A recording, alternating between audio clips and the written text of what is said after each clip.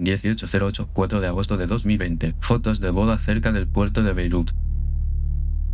Gente que regresa a casa después de ir de compras. Los bomberos acuden a sofocar un incendio en un almacén del puerto. 0,2 segundos después. En un instante, personas, edificios y vehículos son engullidos por el caos. Se formó un cráter de 140 metros de ancho. Explotó una energía equivalente a la de 1100 toneladas de TNT. Los cristales de las ventanas se hicieron añicos simultáneamente en un radio de 10 km. Las ondas expansivas llegaron a Chipre a través del Mediterráneo. Las semillas de la explosión se habían sembrado 6 años antes. 23 de septiembre de 2013. El buque moldavo MV Rosus atacó en el muelle 9 de Beirut. Beirut no era su destino original. En ruta desde Batumi, Georgia a Beira, Mozambique. Durante el viaje, se produjo un fallo en el motor. El buque buscó el puerto más cercano para realizar reparaciones, y eso fue Beirut.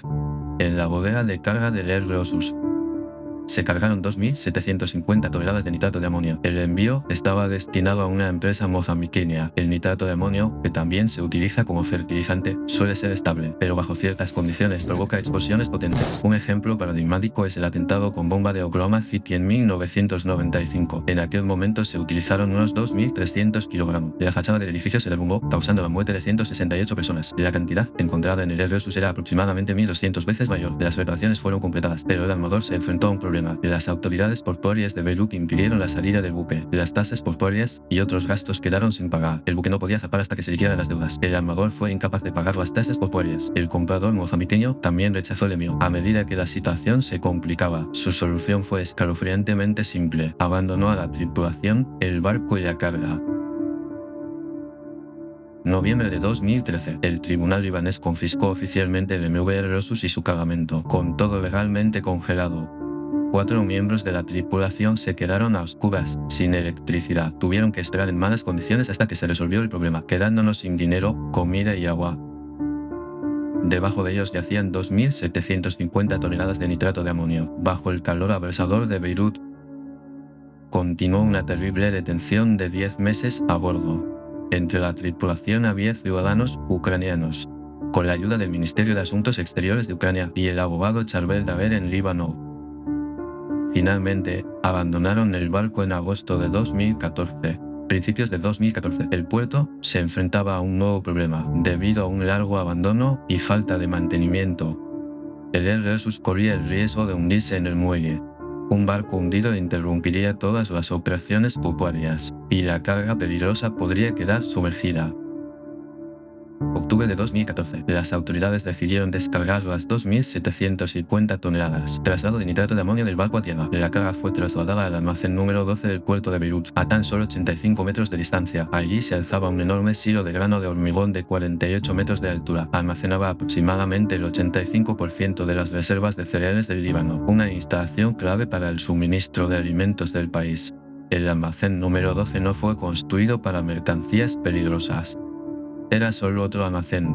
Se utiliza para el almacenamiento temporal de mercancías.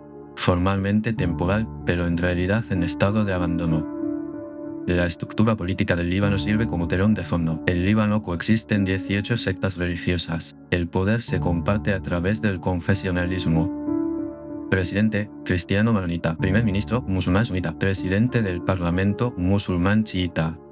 Bajo esta estructura, los derechos de operación para ministerios, agencias y puertos se dividieron según intereses sectarios. Aduanas supervisadas, pero sin autoridad para disponer de los bienes. Oficina del puerto almacenado, pero no tenía autorización para desguazarlo. Ministerios recibían informes, pero no tenían autoridad para dar órdenes. Se identificó el riesgo, pero cuando se necesitó tomar una decisión, nadie tenía la potestad institucional para tomar esa decisión. Dentro de esta estructura, el almacén 12 fue inundado silenciosamente junto con 2.750 toneladas de nitrato de amonio. Después de que la carga entró en el almacén 12, la aduana libanesa reconoció el peligro del material, pero el problema era que no podían tomar medidas. Entre 2014 y 2017, el director de aduanas Shafik Meri envió 6 cartas oficiales al Poder Judicial y el mensaje fue el mismo. Las 2.750 toneladas de nitrato de amonio en el almacén 12 representan una seria amenaza para el puerto y la ciudad. Solicitaron subastar o exportar la carga. Advirtieron de un accidente irreversible si se les dejaba solos. pero no hubo respuesta por parte de los jueces. Las 6 cartas fueron ignoradas y no se envió ninguna respuesta. El caso fue derivado a otros organismos o retrasado por conflictos de jurisdicción. Existía una razón para que tales problemas se presentaran en la estructura judicial del Líbano. Los tribunales estaban atrapados por décadas de casos acumulados, presión política y un sistema de nombramiento de jueces impulsado por intereses sectarios. Si un juez toma una decisión políticamente delicada, podrían convertirse en un objetivo y sufrir reveses en sus carreras. Eliminación de los productos químicos en el almacén 12 estaba involucrado con diversos intereses políticos. Nadie quería ser quien tomara la decisión. Así, las 2.750 toneladas de nitrato de amonio permanecieron en revisión sobre el papel. En realidad, permanecía inactivo en el almacén, completamente abandonado. En torno a 2018, el peligro dentro del almacén 12 se intensificó aún más. Las autoridades portuarias comenzaron a almacenar otros bienes incautados en el mismo almacén, lo que incluía aproximadamente 15 toneladas de fuegos artificiales. Los fuegos artificiales fueron confiscados por contrabando y fueron apilados en el mismo espacio sin ningún plan de eliminación. El nitrato de amonio y los fuegos artificiales permanecieron juntos durante mucho tiempo. Los fuegos artificiales son inflamables por sí mismos. Además, el nitrato de amonio puede desencadenar reacciones en cadena por calor o impacto. Tener estos dos materiales en el mismo espacio era como mantener una chispa que se enciende con un solo error y una bomba que provoca una explosión masiva a partir de esa chispa, todos juntos dentro de un mismo almacén. Según los registros, las inspecciones de seguridad en el almacén número 12 prácticamente se habían detenido. Al comenzar la crisis económica de 2019, el presupuesto nacional se vio recortado drásticamente. La libra libanesa se desplomó y los precios se dispararon. El gobierno se centró en recortar los costos de los servicios públicos, mantenimiento del personal de vigilancia y de los equipos de seguridad. Naturalmente, tuvo que ser suspendido. El Banco Mundial clasificó esta crisis económica, considerada una de las 10 crisis económicas más graves desde el siglo XIX. Enero de 2020, la seguridad del Estado libanés inspeccionó el almacén número 12 y emitió un informe de advertencia oficial. El informe indicaba que la seguridad era vulnerable y la gestión estaba siendo descuidada, tales como intrusión externa o robo. Se sabe que se plantearon inquietudes sobre posibles problemas de seguridad y el 20 de julio de 2020, al presidente Michel Aoun y al primer ministro Hassan Diab se entregó un informe de seguridad que alertaba sobre el peligro en el almacén número 12. Esto ocurrió 15 días antes de la enorme explosión. Posteriormente, el presidente Aoun reveló que estaba al tanto del informe, pero en lugar de dar una orden directa para resolverlo, explicó que lo había delegado en los ministerios. A continuación se produjeron juegos de culpas y retrasos administrativos entre las agencias, y no se tomó ninguna medida práctica. Desde finales de julio hasta principios de agosto, 2 semanas antes de la explosión, se hicieron algunos intentos para reparar las paredes del almacén 12, pero los retrasos provocaron que las obras se reanudaran y se detuvieran repetidamente. Quedaron las 2.750 toneladas de nitrato de amonio y las 15 toneladas de fuegos artificiales. Solo quedaba una cosa, una chispa. Casos similares han existido en la historia. En septiembre de 2001 se produjo una explosión en la planta de AZF en Toulouse, Francia. Se plantearon varias hipótesis sobre la causa. Se señalaron problemas relacionados con la gestión y el almacenamiento de productos químicos. 31 personas murieron y más de 2.500 resultaron heridas. Fundamentalmente, la respuesta fue diferente a la de Beirut.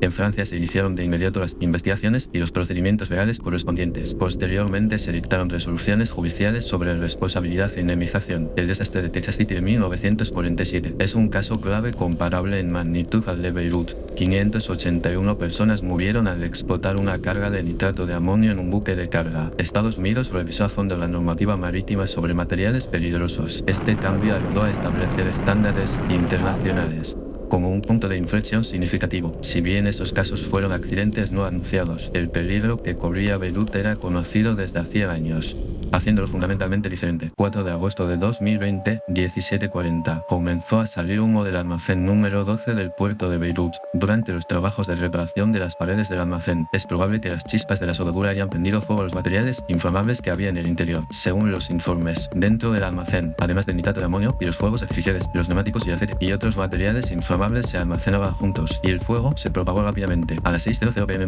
los bomberos de Beirut llegaron con un equipo de 10 personas.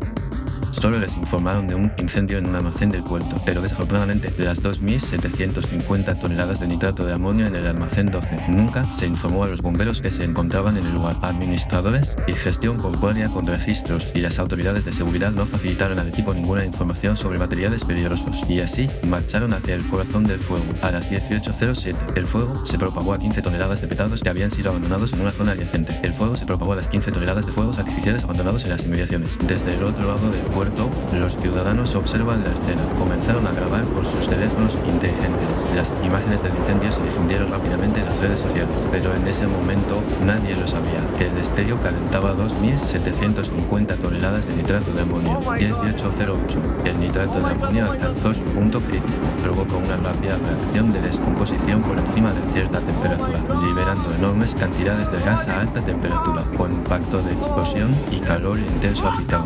Se transforma en una reacción en cadena, una detonación. La detonación se propaga más rápido que la velocidad del sonido, liberando energía en forma de potentes ondas de choque. Red sísmica de luz. Se detectó un terremoto de magnitud 3,3 en Beirut. Eran aproximadamente 1,1 kilotones de energía de TNT, aproximadamente 1/13 de la potencia de la bomba atómica de Hiroshima. No es nuclear, pero tiene la potencia suficiente para destruir una ciudad. En la zona cero se formó un cráter de 140 metros de ancho y 43 metros de profundidad, y el agua del mar Mediterráneo fluía hacia el cráter. La mayoría de las estaciones de almacenamiento del puerto quedaron destruidas, y los buques anclados en las cercanías zozobraron. Los silos de grano cercanos también fueron destruidos. Posteriormente se produjo la pérdida de las existencias de grano. Líbano se enfrentó a una escasez inmediata de alimentos. Las ondas expansivas se propagaron a velocidades supersónicas hasta Beirut. Las ventanas en un radio de 10 km se hicieron añicos al instante. Los ciudadanos estuvieron expuestos a fragmentos de vidrio que salieron disparados. Los que están sentados en oficinas, de pie en salas de estar, ni siquiera dentro de las tiendas había una excepción. Muchos de los 6.000 heridos fueron alcanzados por fragmentos de vidrio. La onda expansiva llegó a Chipre, situado a 240 km de Beirut.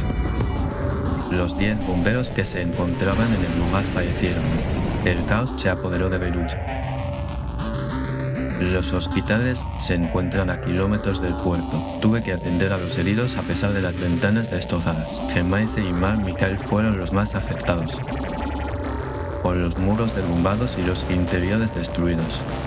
Los vehículos de rescate tuvieron dificultades para acceder a la ciudad, sumida en el caos. Los registros oficiales muestran alrededor de 218 muertes, más de 6.500 heridos y 300.000 desplazados. Los daños se estimaron en 15.000 millones de dólares, aproximadamente 25 billones de wones coreanos hoy. En aquel momento, representaba más de la mitad del PIB de Líbano. Un cráter gigante lleno de agua de mar reemplazó al almacén 12.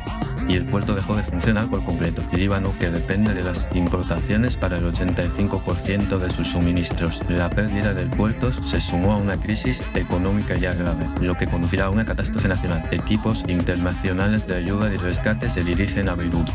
El presidente francés Macron visitó Beirut 2 días después. A esto le siguieron promesas de ayuda internacional, pero ninguna ayuda externa podría reparar la magnitud del problema. En el futuro próximo, 6 días después, el 10 de agosto de 2020, se desataron protestas masivas en todo el Líbano. Los manifestantes entraron en varias oficinas gubernamentales. Cientos de personas más resultaron heridas en los enfrentamientos con la policía. El primer ministro Hassan Diab anunció la dimisión de su gabinete. En su declaración de renuncia, afirmó que la corrupción en el Líbano era el problema más grave. En agosto de 2020, los fiscales libaneses, decenas de personas implicadas en la explosión fueron detenidas. Esto incluía funcionarios portuarios, de aduanas y de seguridad. En diciembre de ese año, la fiscalía presentó cargos contra el ex primer ministro y 3 ministros. Se iniciaron acciones legales, pero las investigaciones se estancaron repetidamente. Se emitieron citaciones para funcionarios actuales y anteriores. El Parlamento se negó a levantar la inmunidad de alto nivel. El 14 de octubre de 2021, las protestas en Tayón exigieron la destitución del juez Vital. Los enfrentamientos entre grupos armados dejaron 7 civiles muertos. Las investigaciones se estancaron y se detuvieron por completo en 2022. 4 de agosto de 2022, segundo aniversario de la explosión. Familiares se reunieron en el lugar para un homenaje, cuando se derrumbó la sección norte de los silos de grano. La estructura resultó dañada en la explosión de 2020. Debilitado y apenas en pie hasta entonces. El derrumbe se produjo en el segundo aniversario. Nubes de polvo se extendieron por la pantalla y los dolientes huyeron del lugar. El gobierno intentó demoler los silos, pero revirtió la decisión debido a las protestas de las familias. Las familias exigieron que los silos se conservaran como un monumento conmemorativo. La economía del Líbano ha empeorado desde 2020. El valor de la libra se ha desplomado un 98% desde 2019. Las reservas de divisas se agotaron y los bancos congelaron los retiros. La ayuda estaba destinada a las familias de las víctimas. La indemnización perdió su valor al desplomarse la moneda. Muchos de los 300.000 desplazados, muchos no han regresado a casa, incluso 6 años después. Donde antes se encontraba el almacén 12, todavía permanece como un cráter lleno de agua de mar. 18 de julio de 2019, 10:00 am, en un edificio de 3 plantas en Fushimi, Kioto. 70 empleados estaban trabajando.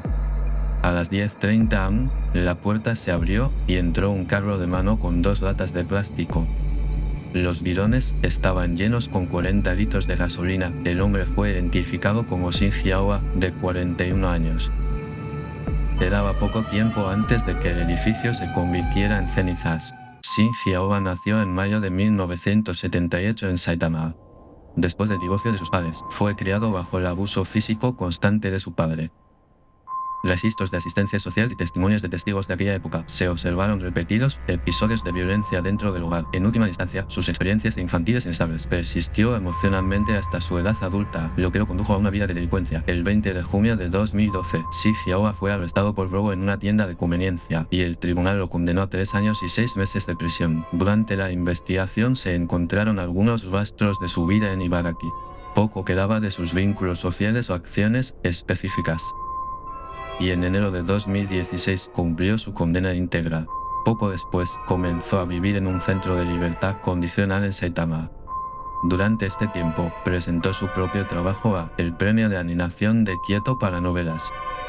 Cada año se presentan miles de manuscritos, con trabajos ganadores considerados para proyectos de animación, lo que le ha granjeado una gran reputación entre los creadores. Su trabajo presentado no logró ganar el premio, y no existen registros de su reacción inmediatamente después. Sin embargo, los registros psiquiátricos y de juicios posteriores muestran: este momento fue el núcleo del motivo. Me robaron el plagio de mi novela, el punto de partida de su delirio. El rechazo se convirtió en una convicción, que su obra había sido robada. La brecha entre los resultados y su creencia permanecieron inseparables a lo largo de la investigación y el juicio. Sin embargo, durante el proceso legal nunca se encontró ninguna evidencia de que Kyoto Animation lo utilizara. Durante su periodo de libertad condicional tras su liberación, Shin Hyaoa no podía mantener un trabajo estable. Los registros de libertad condicional señalaron sus dificultades con la adaptación social y repetidos casos de desempleo. Un informe de evaluación psiquiátrica posterior describió su mentalidad constante durante este periodo. Siempre que el fracaso o la desgracia golpeaban, él culpó a factores externos y se presentó a sí mismo como víctima de persecución. Este engaño y mentalidad de víctima pronto se endureció y se enfureció hacia Kyoto Animation y comenzó a moverse para llevar a cabo el crimen. Kyoto Animation fue fundada en Uji, Kyoto, en 1981. No siguieron las prácticas estándar de la industria. En lugar de depender de la subcontratación, desde la planificación hasta la finalización, el personal interno se encargó de todo directamente. Se contrató personal a tiempo completo para garantizar la estabilidad, permitir que los artistas cualificados desarrollen su experiencia a largo plazo. En 2019, el primer estudio fue un edificio de 3 plantas en Fushimi, Kyoto. El diseño interior priorizaba un ambiente creativo. Desde la entrada, una escalera atraviesa el centro. Ascendió en espiral hasta el 3er piso sin obstáculos, y cada piso no tenía paredes ni tabiques, mantenido como un espacio de trabajo abierto, diseñado para la comunicación instantánea entre el personal. Facilitó actividades creativas fluidas, pero durante el incendio conectó el edificio en una chimenea gigante, un defecto estructural fatal. Entre el 15 y el 16 de julio, Shin Hyaoa salió de Saitama y llegó a Kyoto. Inmediatamente compró 2 bidones de gasolina y los llenó. La cantidad total alcanzó los 40 litros, 20 por lata. Luego recorrió el estudio Kyoto Animation Studio 1, comprobando la entrada y las carreteras circundantes y la dirección de las escaleras. Partes de su ruta de exploración fueron captados por cámaras de seguridad cercanas. Un bidón de gasolina de 20 litros pesa aproximadamente 15 kilogramos, así que necesitaba una forma de transportar más de 30 kilogramos de líquido.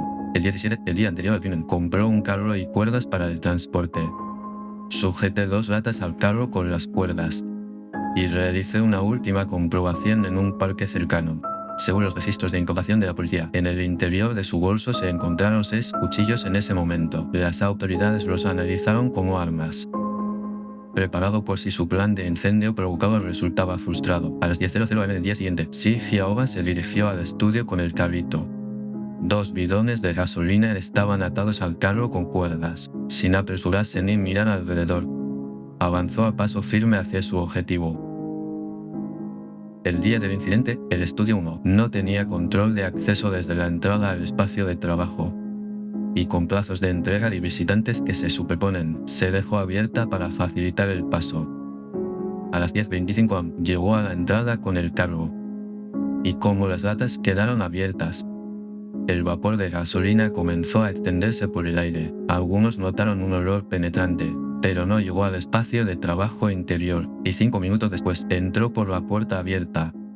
Inmediatamente después de entrar al vestíbulo, comenzó a verter gasolina en el suelo, gritando "muere". Le prendió fuego con un encendedor, y el fuego comenzó a propagarse instantáneamente al encenderse la gasolina vaporizada. Las llamas estallaron simultáneamente en toda la primera planta. En lugar de propagarse lentamente, todo el espacio liberó calor de forma explosiva. El oxígeno comenzó a consumirse rápidamente. La entrada del primer piso era el único camino para que entre aire exterior u oxígeno. Cuando se desató el fuego en ese único pasaje, el oxígeno interno se cortó desde el exterior y se consume rápidamente durante la combustión, mientras se formaban altas concentraciones de gas tóxico. Desde ese momento, el interior del edificio se convirtió en un entorno inhabitable. La gasolina no arde como un líquido, se vaporiza y arde al mezclarse con el aire. La ignición se produce una vez que la densidad del vapor alcanzó un cierto nivel, conocido como LL, que para la gasolina es de aproximadamente el 1,4%. Si 40 litros de gasolina se extienden en un espacio casi sellado, todo el aire interior en poco tiempo puede llenarse de vapor que supera con creces el LL. Si ahora se agrega una fuente de ignición, no se trata simplemente de un incendio que se propaga desde un punto, pero se produce una combustión rápida simultáneamente en todo el proceso, lo que provoca una explosión de nube de vapor.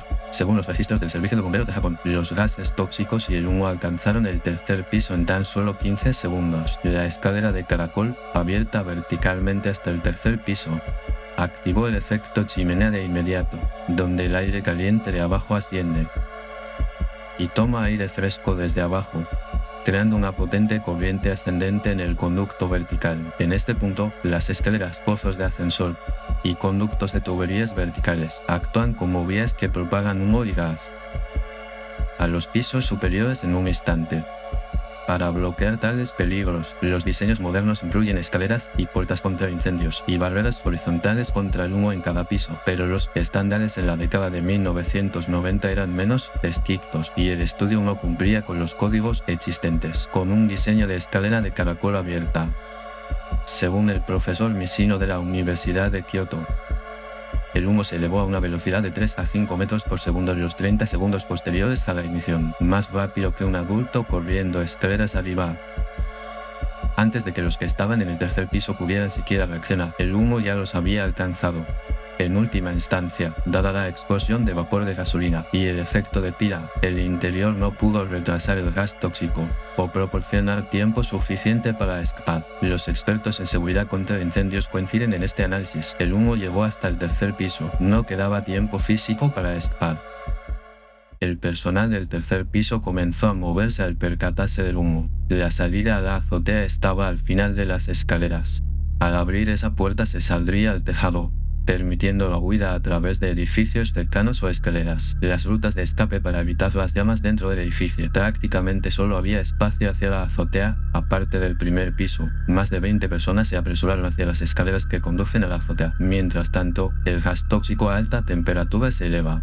Comenzó a acumularse bajo el techo del tercer piso y el humo de la escalera alcanzó rápidamente niveles letales.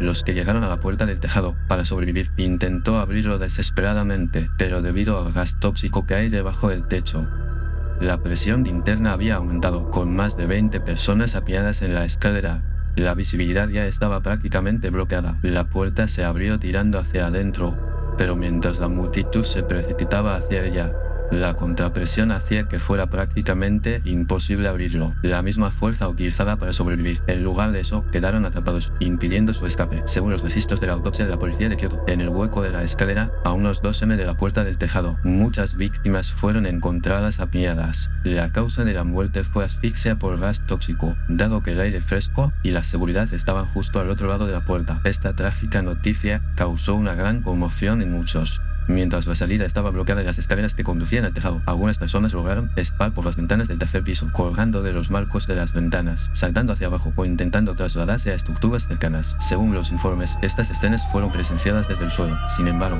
con el oxígeno interno ya agotado, y se acumularon gases inflamables.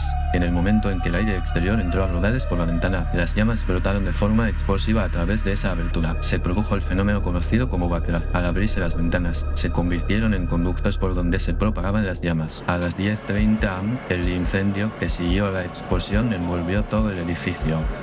Aoba Shinji, huyendo de las llamas, intentó escapar, mientras algunos miembros del personal lo seguían en la persecución. 5 minutos después, lo encontraron a 100 metros de distancia, frente a una casa, incapaz de moverse más debido a quemaduras graves en las piernas. Yacía desplomado en el suelo. Todo su cuerpo presentaba quemaduras generalizadas de la gasolina que había derramado. La policía llegó y lo detuvo mientras controlaba la situación. Tumbado en el suelo, jadeando por aire, repitió las mismas palabras a la policía. Los registros muestran que declaró: "Me robaron mi novela". Una densa columna de humo negro seguía saliendo del estudio 1 a sus espaldas. Los camiones de bomberos llegaron a los pocos minutos de que comenzara el incidente. El incendio se extinguió a las 15:19, 5 horas después. El edificio de 3 plantas quedó completamente destruido. Parte de los muros exteriores de hormigón permanecieron en pie, con cenizas y estructuras metálicas fundidas en su interior. Según el informe final del departamento de bomberos, el incidente dejó 36 muertos y 33 heridos. Y la policía de Kioto comenzó a identificar a las víctimas, para publicar oficialmente los 36 nombres, edades y roles. Duró 26 días, del 2 al 27 de agosto de 2019. La mayoría tenían entre 20 y 40 años. Animación, diseño de color, arte de fondo, filmación, edición. Esa mañana estaban en sus escritorios trabajando. Entre esos nombres, activos desde la década de 1970, trabajando en la tumba de las luciérnagas y Akira. Kirami Yoshifi, animador de la tumba de las luciérnagas y Akira. Takemoto Yasuhiro, director de Arui Suzumiya y Lucky Star.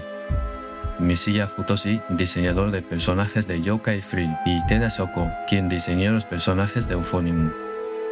Todos estaban incluidos en la lista, ya que eran personal clave en la animación televisiva japonesa. Según las estadísticas de la Agencia Nacional de Policía, desde el incendio del edificio Shijuku Kauichi en 2001, se registra como el único ataque incendiario, con el segundo mayor número de víctimas en el Japón moderno.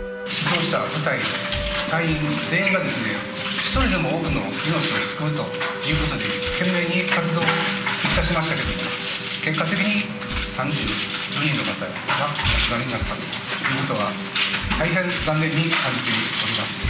昼間の火災であれだけの規模で燃焼しているということが、私の経験からも今までないと、部下いろいろ報道されている中でやはりやりきれないというのは正直でございます。隊員が何とかならないというところでしたけれども、そこができなかったのは私も含めて全てどうかと思っているわけです。2 días después del incidente, Kyoto Animation anunció que las donaciones globales había superado los 3.300 millones de yenes, y las donaciones siguieron llegando después, con un total que supera los 4.000 millones de yenes. Más allá de Japón, distribuidor de animación estadounidense, Sentai Filmworks lideró una campaña de recaudación de fondos. Recibe donaciones de Estados Unidos, Europa y Asia. Kyoto Animation declaró que estos fondos brindaría apoyo a las víctimas y restablecería la producción. El culpable, Aoba Shinji, se encontraba en estado crítico con quemaduras en el 90% de su cuerpo. El 26 de julio, en Osaka se realizó un autoinjerto de piel cultivada.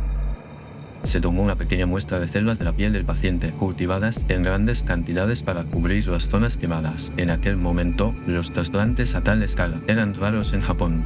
especialmente sin utilizar tejido de piel de donante, utilizando únicamente piel cultivada y artificial para salvar a un paciente con quemaduras graves. Se le conocía como un caso raro a nivel mundial. Esta medida inusual se tomó para que el culpable podría testificar en el tribunal sobre sus acciones, decidido por los investigadores y el personal médico. で、あと少なくとも4回は手術をします。分かった？頑張れる？頑張ります。はい、じゃあ頑張るね。 En abril de 2020 se completó la demolición del Estudio 1. Transcurrieron unos 9 meses después del incidente, sobre lo que debería quedar en su lugar. La ciudad de Kioto, Kyoto Animation y las familias iniciaron conversaciones cuando comenzaron las discusiones formales sobre un monumento conmemorativo. El lugar permaneció vacío. El 5 de septiembre de 2023, 4 años y 1 mes después del incidente, el primer juicio se celebró en el Tribunal del Distrito de Kioto. Aoba Shinji admitió los cargos de la fiscalía. Sin embargo, mantuvo 2 reclamaciones. No pensé que morirían tantos, y nunca retiró su afirmación de que las novelas le habían sido robadas. El 25 de enero de 2024, el Tribunal del Distrito de Kioto condenó a muerte a Aoba Shinji. El tribunal reconoció su plena responsabilidad penal y la naturaleza intencional y planificada de los asesinatos. Sus alegaciones de victimización y novelas robadas no fueron aceptados como motivos para una reducción de la pena. El veredicto se basó en un único punto: meses de preparación y la inspección del sitio de Kioto. Y la compra de gasolina, carros, cuerdas y cuchillos demostró que el crimen no fue accidental. Es decir, la entrada del primer piso, la principal fuente de aire, como punto de partida del fuego, se consideró un acto premeditado para bloquear las rutas de escape. Justo después del veredicto, los sollozos llenaron la sala del tribunal.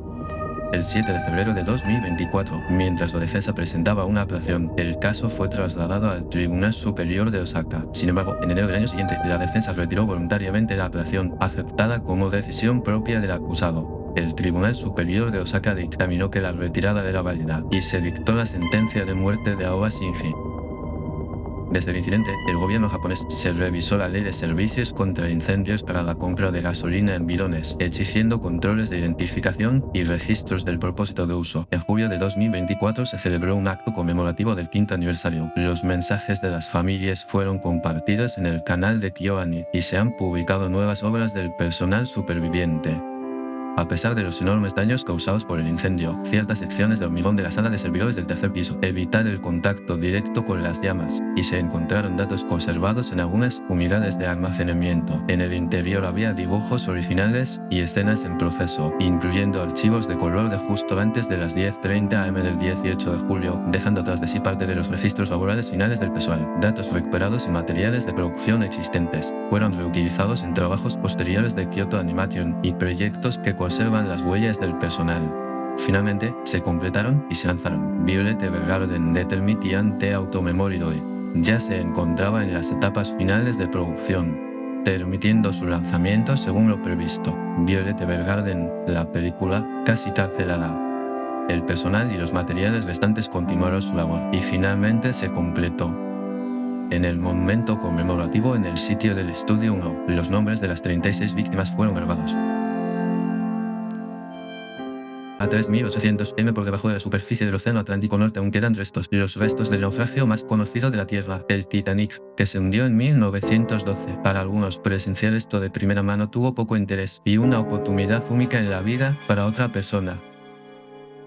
En la mañana del 18 de junio de 2023, después de una larga espera para los multimillonarios, el anhelo comenzó a convertirse en realidad. Titan recibió una señal de salida en la fría superficie del Atlántico Norte y comenzó a sumergirse, pero nadie era consciente de que el viaje se encaminaba hacia una dirección irreversible. En 2009, Stockton Rush y Guillermo Sonlen fundaron una empresa llamada OceanGate cerca de Seattle.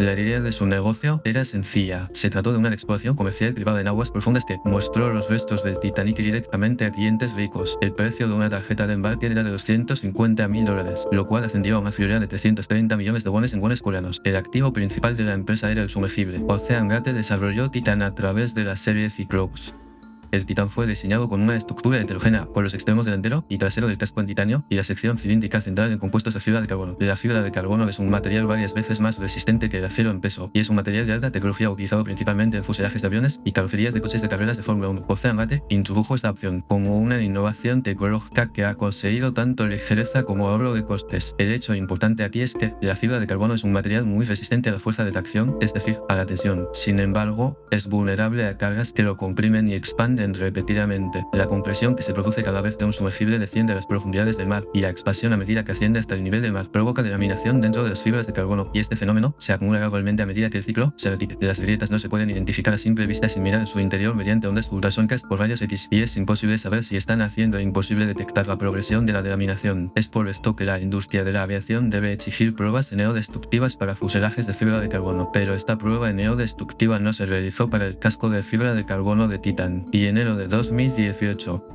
Había una persona dentro de la empresa, quien ya había documentado el hecho y lo había presentado a la gerencia. David Rodríguez era el director de operaciones marítimas de Ocean Gate en ese momento. Enero de 2018 presentó un informe a la gerencia con 26 problemas de seguridad relacionados con el diseño del Titán. Dos puntos claves del informe fueron la ausencia de pruebas neodestructivas en el casco y fallos de diseño en Viewport. Según los datos, en ese tiempo, la presión nominal de la ventana de observación era de 1.300 metros de profundidad, pero el objetivo, el Titanic, estaba a unos 3.800 metros de profundidad. Esto significaba que los componentes estaban clasificados para solo un tercio de la profundidad del objetivo. Fueron planeados para ser montados y operados en el casco real. Rodríguez fue despedido de la empresa el mismo año en que presentó su informe. 15 de agosto de 2018, Ocean Gate presentó una demanda contra Rodríguez, que habían planteado preocupaciones sobre la seguridad interna por filtración de información confidencial e incumplimiento de contrato. En respuesta, Rodríguez se enfrentó a ellos en una contrademanda, y su respuesta contenía específicamente la sospecha de la compañía de ocultar defectos de la fibra de carbono. A medida que la advertencia técnica se convirtió en una batalla legal, el proceso bloqueó efectivamente la revisión de seguridad interna del casco. Al final no hay margen de mejora y queda enterrado bajo la superficie.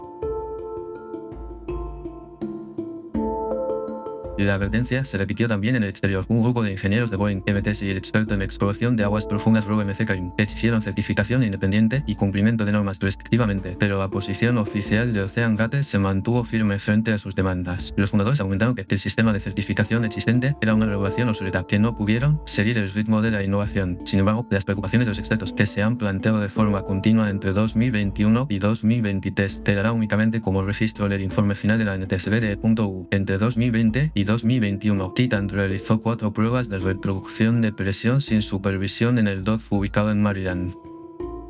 Después de aplicar una carga de 4.200 metros de profundidad, se realizaron 11 inmersiones de prueba adicionales en aguas poco profundas. Las pruebas tripuladas y no tripuladas realizadas en ese momento superaron los propios estándares de Ocean Gate. Desde entonces, hasta 2022, Titan ha realizado un total de más de 80 viajes submarinos, incluida la exploración de los restos del Titanic. El 15 de julio de 2022, se detecta una señal anormal del dispositivo de grabación en la posición sumergida 80. Se registró una señal de cambio numérico permanente en el sensor de deformación del sistema RTM durante su ascenso tras el estudio del Titanic. Esto significaba que la delaminación de la fibra de carbono del sumergible había comenzado. Afortunadamente, la navegación sumergida se completó sin ningún accidente en ese momento, pero a pesar de la aparente señal anormal, Ocean Gate tenía más confianza en la seguridad del diseño del sumergible debido al retorno seguro, presagiando el desastre que ocurrirá pronto.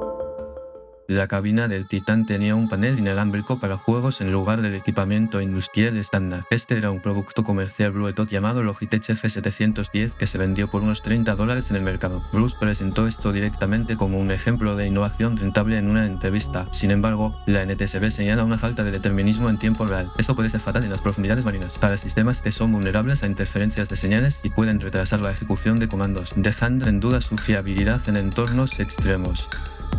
Mayo de 2023, High Bloom, un inversor financiero de Las Vegas, finalmente rechazó una oferta para embarcarse en un sumergible. Cuando expresó sus preocupaciones sobre la seguridad, Bruce lo persuadió por mensaje de texto diciéndole: es más seguro que cruzar la calle. Bloom sintió el peligro que se escondía en este exceso de confianza y finalmente abandonó la expedición. Y su intuición era acertada.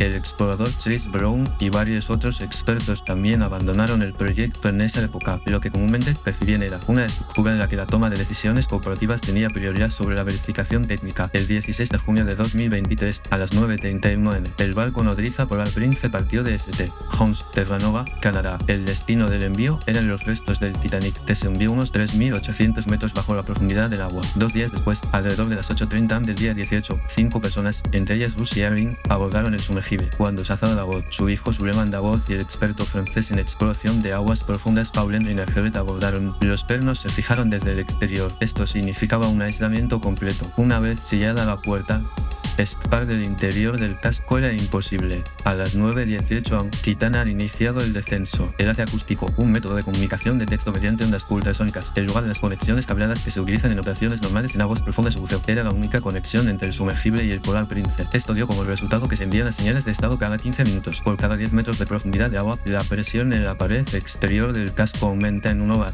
Esto alcanzará una carga de 3.800 toneladas por metro cuadrado en la pared exterior del casco. Si alcanza el punto objetivo de 3.800 metros de profundidad, esta era la misma presión como el peso de 2.500 coches de tamaño mediano, pesado en todas direcciones al mismo tiempo alrededor de un punto. Alrededor de las 10:47 am, el Titán dejó caer repentinamente 2 pesos de hierro inferiores a una profundidad de 3.341 metros, mientras continuó su descenso sin ningún síntoma.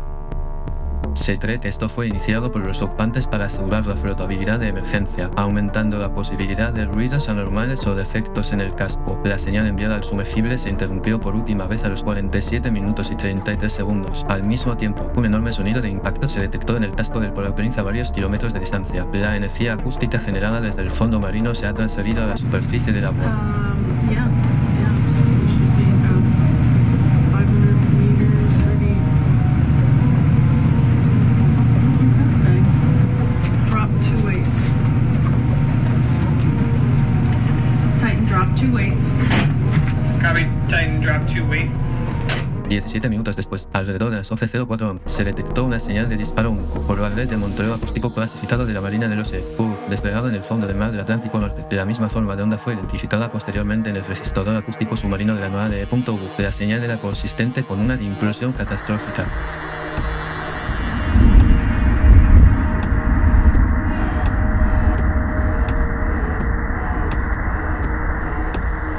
Según un informe de la NTSB publicado el 2 de octubre de 2025, las repetidas inmersiones en aguas profundas provocaron que se acumulara la radiación dentro del casco de fibra de carbono, reduciendo su resistencia estructural por debajo de un umbral crítico. Cuando la presión externa superó las 350 atmósferas, el casco implosionó. En ese momento, el colapso se produjo casi a la velocidad del sonido. El casco perdió su forma en un instante, y el aire del interior se comprimió violentamente hacia adentro bajo una presión extrema. Todo en el interior parecía haberse evaporado bajo un calor y una presión tremendos en solo 0,02 segundos. Esto es 5 veces la tasa de transmisión del dolor nervioso, que son 0,1 segundos, y se estima que los pasajeros ni siquiera eran conscientes del dolor. La destrucción fue permanente, mortal e irreversible.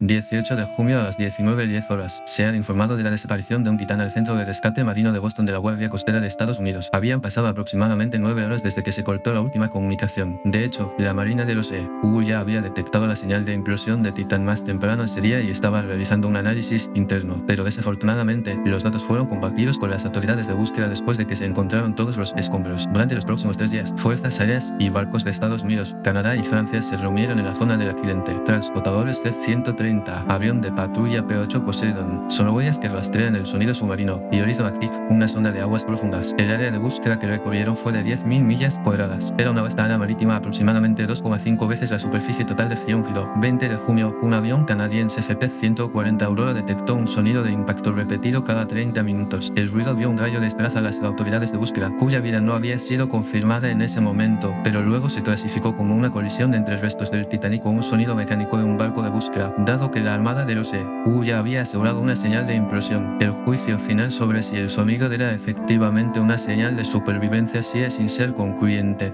22 de junio a las 13:18 horas, el RV Odysseus 6K finalmente descubrió los restos de Titán a unos 500 metros al noreste del Titanic. En el lugar de los fragmentos de las cápsulas de popa y del casco quedaron esparcidos en el fondo del mar a una profundidad de 3.800 metros. La figura revela claramente la situación en el momento en el que se derrumbó por la alta presión. Ese mismo día, a las 16:30 horas, la Guardia Costera de los Estados Unidos anunció oficialmente la ocurrencia de una implosión en la cámara de presión del casco, señalando que el accidente era suficientemente evitable. La delaminación, acelerada por la navegación sumergida repetida, fue el detonante decisivo del colapso debido al daño por fatiga en las uniones de fibra de carbono y titanio y al silencio de advertencia interno, lo que condujo a la certificación de equipos internacionales de exploración en aguas profundas y a la reorganización de las normas operativas. El 15 de abril de 1912, el Titanic tardó 2 horas y 40 minutos en hundirse bajo el Océano Atlántico Norte. 111 años después, el 18 de junio de 2023, al Titanic le tomó solo 0,02 segundos, que se dirigía hacia los escombros para ser destruido. Hacia donde se dirigía Titán se encontraban los restos del gigantesco barco Titanic, que había sido construido con la convicción de que nunca se hundiría. Pero irónicamente, fue el exceso de confianza humana que precedió la verificación técnica que penetró en ambos acontecimientos. Las causas de las dos tragedias fueron tan similares que la diferencia de más de un siglo quedó echada, y la brecha quedó como otro récord sin acortarse al final. 5 de agosto de 2010, borde del desierto de Atacama, norte de Chile, 700 metros bajo la superficie, sin terremotos, y no sonó ninguna alarma oficial de desastre. 700.000 toneladas de una enorme masa rocosa se desprendieron verticalmente, sellando completamente el eje principal. La gente en la superficie se dio cuenta de que algo andaba mal, solo cuando una columna de polvo se elevó de la mina. Incluso el número de personas atrapadas seguía siendo desconocido. Durante los próximos 17 días, nadie sabía si serían vivos. La mina San José en Copiapó, Chile, se encuentra en uno de los lugares más secos de la Tierra, el extremo norte del desierto de Atacama. El subsuelo es rico en vetas de cobre y oro, con raíces mineras que se remontan a finales del siglo XIX. En 2010 era una mina antigua con más de 100 años de antigüedad. Geológicamente, la roca aquí no es uniforme. Décadas de actividad minera dejaron numerosos huecos en el interior. Una capa de roca pesada e inestable se extendía sobre estas grietas. Advertencias sobre los riesgos estructurales de la mina habían sido planteadas durante varios años. En 2007, un accidente fatal acabó con la vida de un minero y la mina fue clausurada. Sin embargo, se autorizó su reapertura tan solo un año después. Los críticos dicen que esto coincidió con el aumento de los precios del cobre, lo que priorizó la producción sobre la seguridad. Esta tragedia no tiene explicación por la avaricia o la negligencia corporativa únicamente. En ese momento, las regulaciones mineras de Chile se basaban en un sistema de supervisión de autoinforme, con un solo inspector a cargo de docenas de minas. Julio de 2010, un mes antes del derrumbe, el sonido de rocas moviéndose comenzó a resonar repetidamente dentro de los pozos. Los mineros compartieron estas señales de peligro entre ellos y algunos los reportaron a sus supervisores. Pero según los supervivientes, las operaciones no se detuvieron.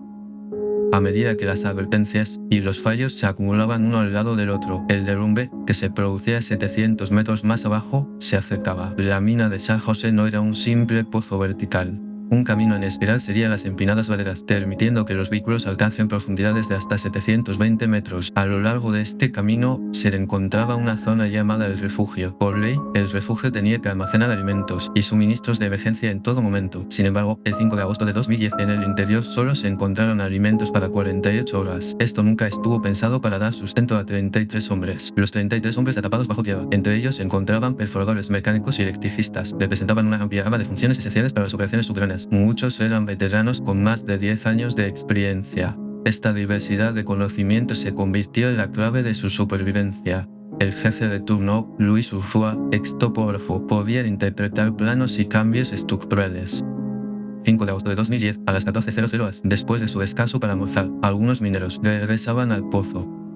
Poco después de las 12:00 pm, una extraña sensación se apoderó de ellos antes de que los que estaban en la superficie se dieran cuenta. A diferencia de un terremoto, dijeron los sobrevivientes, sentía como si toda la montaña se estuviera derrumbando. Un rugido ensordecedor siguió al pozo, que se llenó de polvo y escombros. Se estima que 700.000 toneladas. Un trozo de roca se deslizó hacia abajo, bloqueando el pozo principal. Con la entrada sellada, los mineros se reunieron entre el polvo y se dirigieron al refugio. Inicialmente, buscaron la manera de escapar por su cuenta. Los planos mostraban claramente escaleras de emergencia. Pero a 700 metros de profundidad, los mineros descubrieron que faltaban secciones cruciales de esas escaleras. Los equipos de rescate llegaron a la superficie ese mismo día, pero el acceso sencillo resultó imposible. El pozo principal ya estaba completamente bloqueado, y después de un segundo derrumbe durante el intento de rescate, los equipos se vieron obligados a retirarse de la entrada. A partir de ese momento, la única opción que quedaba era perforar. Las plataformas de perforación comenzaron su descenso, adentrándose profundamente en la tierra, pero los dos primeros sondeos no lograron alcanzar el objetivo. Apuntar con precisión a un objetivo situado a 700 metros por debajo, con una broca de solo pulgadas de ancho. Fue una tarea de alto riesgo donde la teoría chocó con duras realidades geológicas. 8 pozos perforados fallaron uno tras otro. Los mineros golpeaban tuberías de metal para enviar señales, pero el sonido se extinguió mucho antes de llegar a la superficie. 11 de agosto, las familias comenzaron a reunirse en la entrada de la mina. Cerca de allí comenzó a formarse un campamento de tiendas de campaña, posteriormente llamado Campamento Esperanza. Oficialmente, se desconoce el destino de los 33.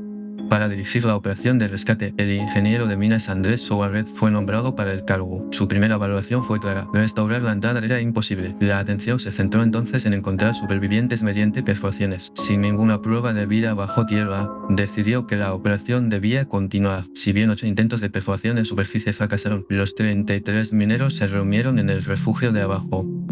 Las baterías de la linterna se estaban agotando, la temperatura superó los 32 grados C y la humedad alcanzó casi el 100%, enfrentando la oscuridad, el calor y solo 48 horas de comida. Luis Ufo comenzó inmediatamente a racionar los suministros. Para que la comida dure 48 horas el mayor tiempo posible, las raciones diarias se redujeron al mínimo absoluto. Cada 48 horas, cada hombre recibía 2 cucharadas de atún, media galleta y un sorbo de leche. Esta ración de extenuante duró 17 días. Gestionar la iluminación también fue fundamental. Conectaron baterías de camión para encender y apagar las luces, minimizando al máximo el consumo de energía. Filtraban el agua industrial de los tanques de refrigeración de los camiones, y basándose en el débil aire que salía de la ventilación, decidieron dónde dormiría cada hombre. Durante 17 días, su ingesta calórica fue solo una fracción del mínimo necesario para la supervivencia. La temperatura y la humedad estaban casi al límite para que el cuerpo humano lo soporte a largo plazo. Algunos presentaban signos de deshidratación e inestabilidad mental. En esa situación, el enfoque adoptado por Luis Bufoa no era una cadena de mando, sino un sistema de consenso, racionamiento, uso del espacio y turnos de trabajo. Las decisiones sobre la supervivencia se discutieron y se decidieron por votación mayoritaria, lo que suprimió los conflictos jerárquicos dentro del grupo y contribuyeron a mantener su autonomía psicológica, pero no todo transcurría con normalidad. A medida que el aislamiento se prolongaba, entre algunos mineros se corrió la voz de que el mundo exterior podría haberlos abandonado. No se escuchó ningún sonido proveniente de la superficie y no llegó ninguna señal. La oscuridad y el silencio duraron 17 días. Desde la superficie hasta un espacio específico a 700 m de profundidad, para penetrarlo con un taladro de apenas unas pulgadas de ancho. Estaba en un reino donde la realidad se desviaba mucho más que la teoría, y hubo 3 condiciones que provocaron ese error. En primer lugar, estaba la falta de uniformidad geológica. La dureza y la densidad variaban según la sección, lo que provocaba que la broca se desviara ligeramente, y ese error se acumuló a lo largo de cientos de metros. Se extiende formando una desviación de decenas de metros bajo tierra. En segundo lugar, estaban las condiciones geológicas de la mina San José. Las duras capas de andesita desastaron rápidamente las brocas, y en las cavidades vacías formadas por la minería, en algunos tramos la perforadora perdió la alineación, se desvió su trayectoria y se desvió. En tercer lugar, estaba la falta de información. No se compartieron las coordenadas exactas del lugar donde se reunieron los supervivientes, y los registros de las encuestas existentes tras el derrumbe ya no eran fiables. Los 8 intentos fallidos fueron el resultado de estos 3 factores. El equipo de Soaret recalibró mediante el cálculo inverso de cada desviación, lanzando simultáneamente perforación paralela de 3 vías desde diferentes ángulos, activando lo que se denominaron planes A, B y C. En la superficie, el presidente Sebastián Piñera visitó el lugar y declaró públicamente su compromiso con el rescate, lo cual no era solo una explicación, sino una premisa. De esta forma, se garantizó que la operación no se detendría. El 22 de agosto de 2010, se detectó una anomalía al recuperar la 9ª broca. Se pegó una bolsa de plástico con cinta adhesiva roja a la broca, y dentro había una nota escrita con letra negrita: los 33 estamos a salvo en el refugio. Día 17 del colapso. Esta nota era más que una simple comprobación de supervivencia. Los mineros vieron el taladro como una señal para encontrarlos, capturar ese momento para buscar activamente la comunicación. Familias, televidentes de todo Chile y los medios de comunicación mundiales vieron esta nota de supervivencia como un punto de inflexión emocional inmediato, pero para los rescatistas fue una señal para comenzar. Con la supervivencia confirmada, el objetivo ya no era una posibilidad, pero era un resultado que había que conseguir. Más tarde, Soaret recordó ese momento en una entrevista y dijo lo siguiente: el momento de leer la nota, la cuestión cambió por completo y ahora se trata de cómo sacarlos de ahí. Una vez confirmada su supervivencia, la operación de rescate pasó a tener una estructura paralela que realizaba 2 tareas. misiones. Una de ellas era la de los 700 metros aislados bajo tierra, para mantener la supervivencia de aquellos atrapados bajo tierra hasta que se complete el rescate. El otro era un pasaje de diámetro para una persona, asegurando hasta esa profundidad específica. Para la primera tarea, llamada Paloma, se puso en funcionamiento un tubo de suministro de unos 12 cm de diámetro. A través del pozo existente, alimentos, medicamentos, dispositivos de comunicación, suministro de oxígeno y las cámaras pequeñas se entregaron secuencialmente. El 25 de agosto, cuando la cámara llegó al subsuelo, se transmitieron por primera vez a la superficie imágenes en directo de los mineros. La perforación para la segunda tarea se realizó simultáneamente desde 3 direcciones. El plan A consistía en ampliar el diámetro utilizando un taladro pequeño. El plan B consistía en una gran perforadora rotativa para la exploración de petróleo. Y el plan C consistía en equipos de perforación de alta presión. El plan B mostró la velocidad de perforación más rápida y pasó a la operación principal, pero al entrar en las capas de andesita a principios de septiembre, la velocidad disminuyó drásticamente. El 17 de septiembre, unas brocas dañadas detuvieron temporalmente la operación y se activó la logística de emergencia para conseguir piezas de repuesto. En ese momento, el equipo de rescate pasó a un sistema a largo plazo. Con psicólogos presentes en el lugar, se mantenía un protocolo de comunicación diario. Se realizó un seguimiento exhaustivo del estado psicológico de la salud y las relaciones familiares de cada persona, y se transmitieron oraciones diarias y mensajes familiares. Disciplina clandestina y voluntaria formada después de mediados de septiembre, los 33 mantuvieron el orden interno como un solo grupo. Simultáneamente, se diseñó una cápsula de rescate específica. Construido por técnicos de la Armada chilena, el Fénix fue una estructura cilíndrica de unos 54 cm de ancho y 4 m de largo, incluyendo oxígeno, comunicación y controles ambientales. Esta cápsula fue diseñada con un espacio libre mínimo para el paso.